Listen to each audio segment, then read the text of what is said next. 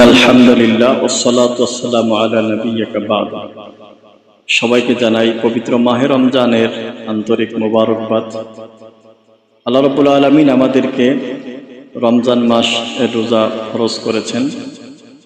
কুরআনুল কারীমে বলেন, ইয়া আইয়ুহাল্লাযীনা আমানু কুতিবা আলাইকুমুস সিয়াম কামা কুতিবা আলাল্লাযীনা মিন ক্বাবলিকুম লাআল্লাকুম তাত্তাকুন। হে ঈমানদারগণ, তোমাদের উপরে পবিত্র এই রমজানকে, রোজাকে ফরজ করা হয়েছে যেমনিভাবে তোমাদের পূর্ববর্তী লোকদের উপর করা হয়েছিল। এটা এজন্য যেন তোমরা মুত্তাকি হতে পারো, তাকওয়া অর্জন করতে পারো।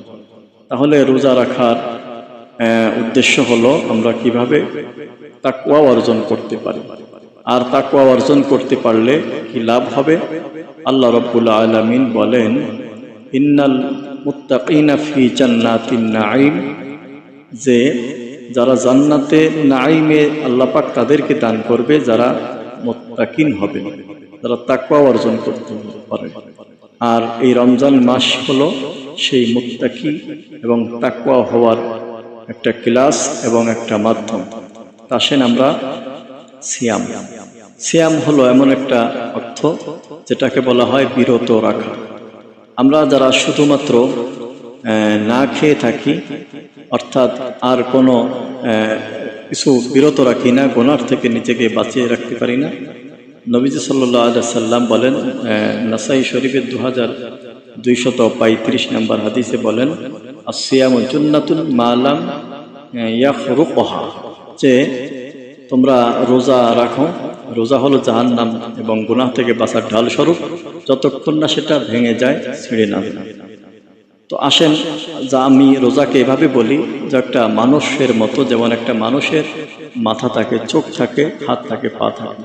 যদি চোখ না থাকে তাকে মানুষ বলা হয়, তবে তাকে বলা হয় অন্ধ মানুষ। তেমনি ভাবে যদি তার পা না থাকে তাকে বলা হয় ফোড়া মানুষ। তেমনি এই রোজাটা যদি কোনো লোক রোজা রাখার পরে তার চোখের হেফাজত না করে, চোখ গুনাহ থেকে হেফাজত না করে, তার রোজা হবে, সেটাকে বলা হবে ত্রুটিযুক্ত রোজা, অর্থাৎ কামেল রোজা নয়। কেউ যদি মুখ জবান ঠিক না রাখে, মিথ্যা কথা বলে, গীবত শিকায়ত বলে রোজা রেখে, এটা মুখের রোজা হলো না। অর্থাৎ আমার দেহ, আমার শরীরের যাবতীয় অন্যায়, অশ্লীল অপাচার থেকে বেঁচে রাখা, এটা হলো পরিপূর্ণ রোজা। আর এই রোজা রাখতে পারলেই সেটা আমাদের জাহান্নাম থেকে ঢাল স্বরূপ হবে এবং তাকওয়া অর্জন হবে। আর যারা রোজা রেখে অহেতুক কাজ করে, গুনাহের কাজ করি আমরা এবং না খেয়ে থাকি, তাদের রোজাটা হবে ভাঙা রোজা, ছিঁড়া রোজা।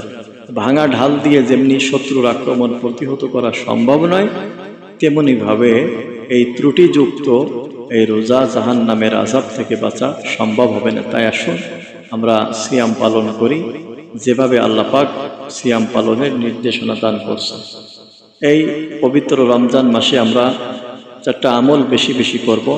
একটা হলো আমরা বেশি বেশি লা ইলাহা ইল্লাল্লাহ পড়ব, এবং রমজান মাসে আমরা বেশি বেশি আস্তাগফিরুল্লাহ আস্তাগফিরুল্লাহ, আল্লাহর কাছে গুনাহ মাফের ক্ষমা চাইব।